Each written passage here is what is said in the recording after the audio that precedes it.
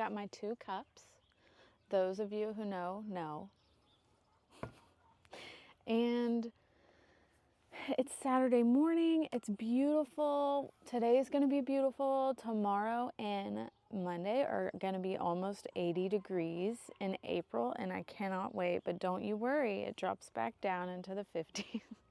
I've spent the last couple days finishing up my potting up of peppers. I'm finally done. I should do a count, but I don't really have a count. But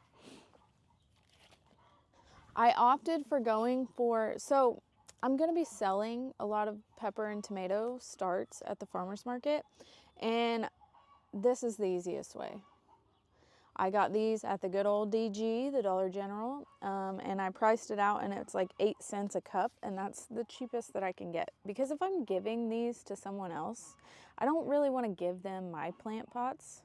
So solo cups work great. I drilled a hole in the bottom with a drill bit, and now that these are potted up, they'll start growing and getting big and beautiful. I have a laundry list of things to do. I think next on the priority though is we're going to try to move the pigs in the barn to the woods, and fingers crossed it goes okay, because there's 6 of them and 2 adults, and no good way of moving them. We're just hoping and wishing and good vibing.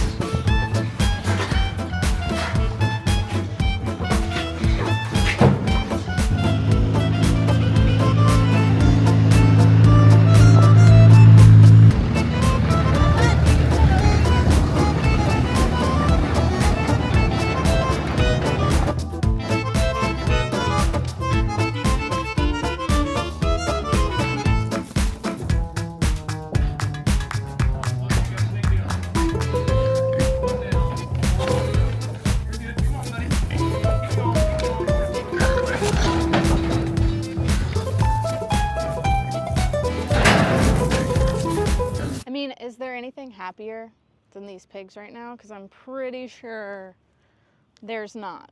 They've been in here for maybe 30 minutes, and they've already rooted up quite a bit in here.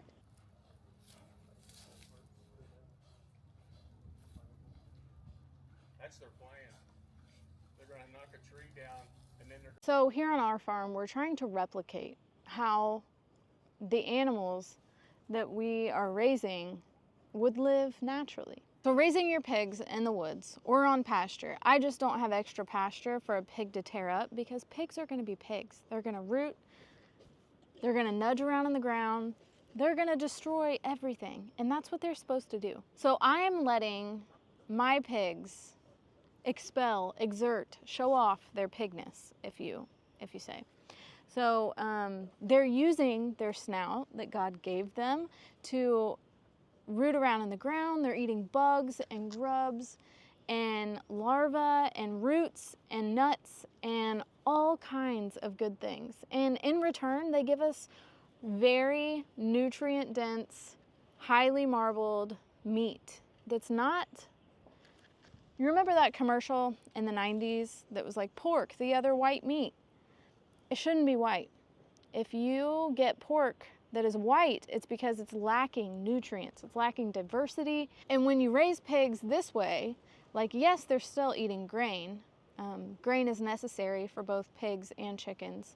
Grains are seeds of some kind. But in return, you're getting highly, highly nutrient-dense meat, because they were exposed, they got to eat roots that bring up nutrients and minerals from the soil. So actually, when you're eating the meat that's raised in like a house, like a CAFO, you're actually starving your body of those nutrients and minerals. You're eating food, instead of giving back to your body, it's taking a little bit each time, because your body is expending these calories and this energy to turn the food into something usable for your body. And if it's not getting as much in return, then that's where you get deficiencies. So when we get this meat back from the processor, it's going to be rose colored. It's going to be red. It's going to be marbled. It's going to be beautiful. Raising your own meat is not for the faint of heart, especially for an animal lover like me.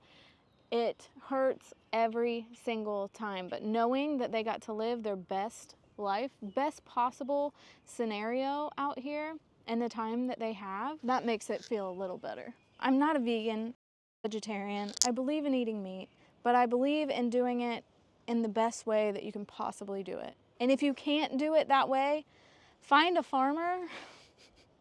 We will appreciate it. So here's the details if you're trying to copy this. We got our netting from Premier One Fencing. We're using a solar energizer to electrify this fence because the trick is it has got to be really hot, and it's always got to be really hot because pigs are they're learning the fence. Pigs are gonna test their boundaries like you just saw. And so you want to create that pain barrier so that they don't go over it, because I don't want feral pigs running in the woods. But we've got them in here in this single net. We did buy 2 because when we go to move them into their next paddock, they'll probably be here for a couple of weeks. When we go to move them to their next paddock, you need to have it already set up. And then they're watered by this 55-gallon drum with nipple waterers, and that is working out fantastically for us. And then we're feeding an organic grain mix for their feed. So not only are you getting the best possible meat that you can get, hopefully we are going to be making more pasture space for us, because they're going to get in here, they're going to clear out the bramble and the thorns and the weeds and whatever, and then from there that leaves room for grass to grow, because you can see this will take out the junk trees, we'll leave the big good ones, and we're going to create what's called a silvopasture, which is, silvopasture is like a pasture with trees. So animals of all kind appreciate shade, and so I don't want to completely clear cut this. So you can see behind me that this is our hay field,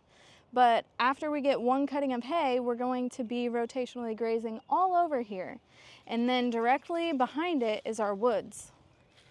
And this is where we're going to move the pigs, right here in this front spot, and then hopefully we can just expand our pasture space into the woods, maybe get some browsers that can go in there, and just create a really nice, really lovely new piece of pasture that we can graze that too. So while doing it this way is of course more work than pinning them up in a house with slatted or concrete floors and just giving them their feed ration and making sure they have water. I feel good about this. I feel great about this. I'm confident now. I was a little scared because we didn't train our pigs to the fence, which is what you're supposed to do before you put them out here. We just hoped and prayed is all we can do. But as you can see, it seems to be working. They've all kind of tested the fence because they're gonna look around for the boundary, but it'll take no time. Pigs are pretty smart for them to get used to that boundary, and then they see the white net and they know. In theory. I hope that's how it goes. That's how I've read. So I'm gonna go back up to the house and get busy. But if you're close to Eastern Indiana and you're interested in some forested pork, you can get a hold of me. We're selling half and whole hogs at $4.50 a pound plus processing. Had to put my little plug in there because I think we have at least 2, if not 3, pigs. So if you're interested in some nutrient dense, ethically raised forested pork, all of the hit tags, you can get a hold of me. Best way to get a hold of me is you can email at honeytrailfarm@gmail.com or get a hold of me on Instagram, and I would be happy. We are taking deposits. You got to put a little skin in the game, but other than that, your total will be due at the time of processing. This is your commercial. But I'm gonna get going because I'm behind on everything else I was supposed to do today. Thank you guys for watching. Until next time.